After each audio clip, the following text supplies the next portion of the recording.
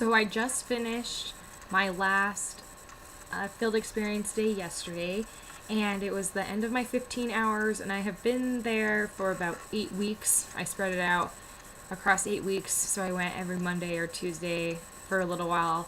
And since the first video that I filmed had to do more with my observation of the classroom and observation of the teacher, since it was just the first 5 hours of our experience, this last video is talking more about the last 10 hours that I did and more of the teacher involvement that I did.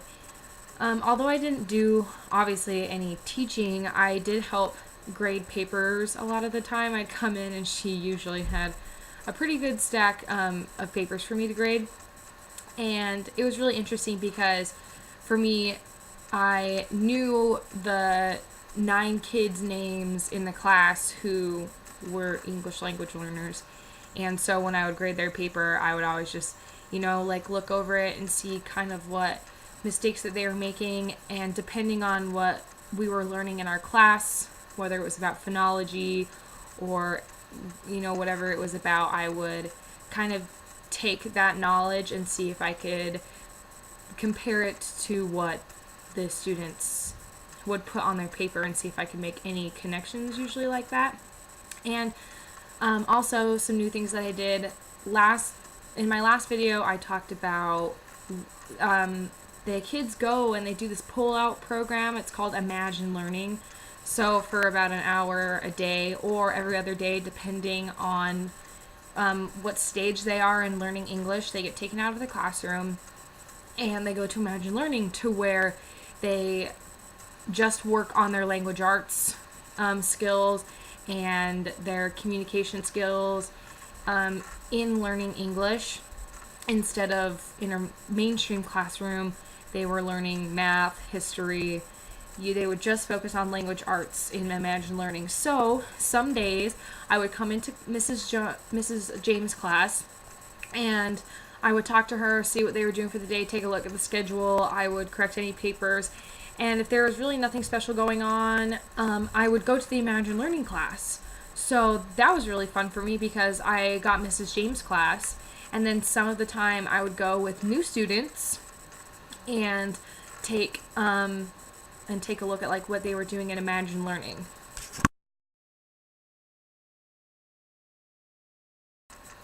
Before this semester, this spring semester, I really didn't have any knowledge whatsoever what bilingual education was or what English language learners really went through, because right now I'm also enrolled in a class which is Foundations of Dual Immersion.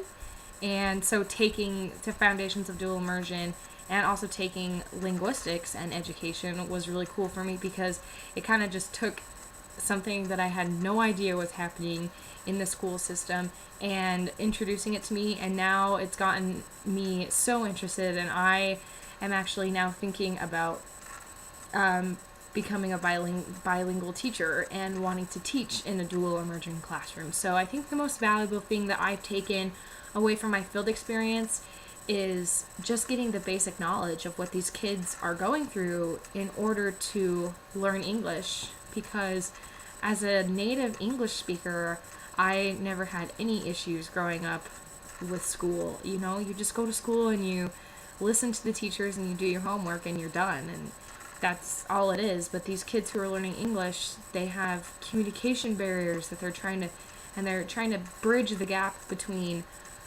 English and Spanish, or their home life and their school life, and they have parents and grandparents who speak Spanish, and then they have teachers who speak English, and so it's really hard for parents and teachers to communicate. And I think it's really important for everyone in the American school system to learn a new language, whether we have English language learners or we have native English speakers learning a different language.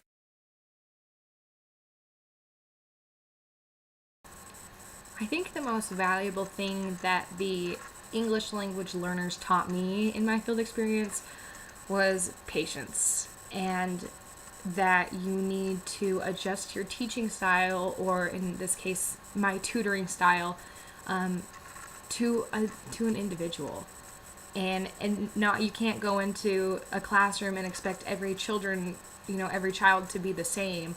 It's really kind of an individual basis. And for me, it was the experience to learn how to adjust so quickly to the children and those changes, and just the patience to know that it might have worked so well 10 minutes ago with so and so, but now you're working with someone else and you need to adjust that like fire.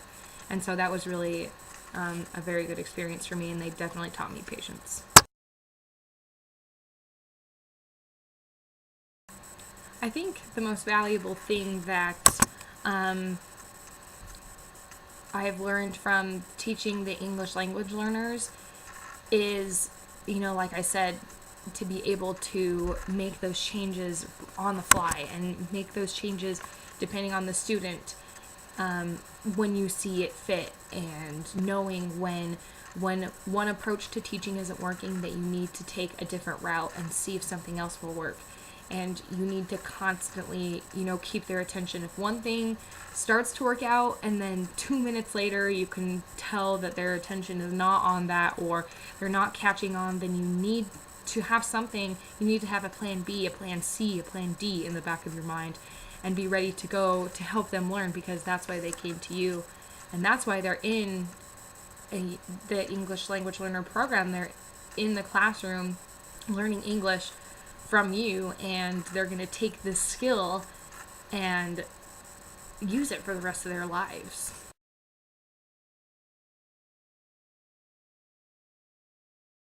So there was one event that I want to share with you guys, and it wasn't really one event, it was more like one kid always had the same problems, and no matter what you did, for some reason he would understand it for like a split second. When I was tutoring him, when I was helping him with something, he would understand it for like one really good second, and I was like, yes, I'm good. Like, okay, you keep doing that, I'm gonna go over here. And then I'd come back to him, and then he had gone a completely different direction. And what it was for him was in our in one of the lessons that Nate taught, it was more like it was semantics, and using the wrong word in the wrong way, like how you can use there, and there. That was something that totally went over his head, and stuff like which and which. And there was never really one specific time, but he did that, and then he also did things in like semantics errors, or they weren't semantics errors, it was more like sentence organization errors, where you would read a sentence and he's trying to say, like, he was trying to say like John ate the red apple, but then John ate the apple of red, or instead of saying like the apple that was red, he would do it in weird ways. And so I always would try to sit down with him, and I would say, okay, so here's what you wrote, and I totally, I kind of understand what you're trying to say, but let's go back and let's redo it again. And so there was never really one particular event, but I just remember that would always happen, and it was always the same one kid, go back. You'd correct his papers, and sometimes he'd do really good on one, and because it was a really simple question, but and then I noticed that when he didn't really know how to answer a question, like, his handwriting would get so much worse, and all the words would kind of just blend together. And then he would take some of his linguistic knowledge and everything from Spanish and all of his vocabulary from Spanish, and sometimes accidentally throw in Spanish words when he was talking to me, and I would kind of just sit there, and I would be like, what? What did you? And I'd say, oh, I'm sorry, what did you say? And he was like, and then he would realize that he accidentally said a Spanish word instead of an English word. But it was always interesting for me, because every day after I was done with my observations, I would write on the activity log, the time that I was there, and then what I did for the day. And like heaven knows it was like the last like 5 times that I was in there for like an hour or so.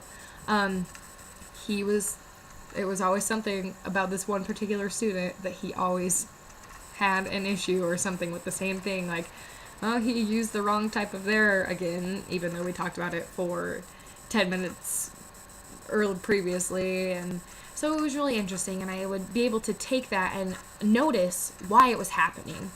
Because obviously, when two words sound the same, it's hard. It's hard to know. And, you know, I'm a 21-year-old junior in college, and sometimes I still am like texting and I use the wrong type of word, and then I go back and I'm like, oh wait, that was wrong. And it happens all the time.